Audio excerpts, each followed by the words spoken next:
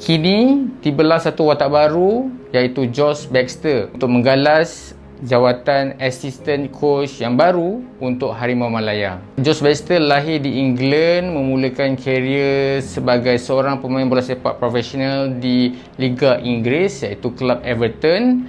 Pernah bermain di USL dan juga pernah mewakili England untuk bawah 16 dan bawah 17 tahun. Bermain di posisi attacking midfield dan penampilan paling banyak dalam karier beliau sebenarnya ketika beliau berada di Sheffield United pada tahun 2012 hingga 2016.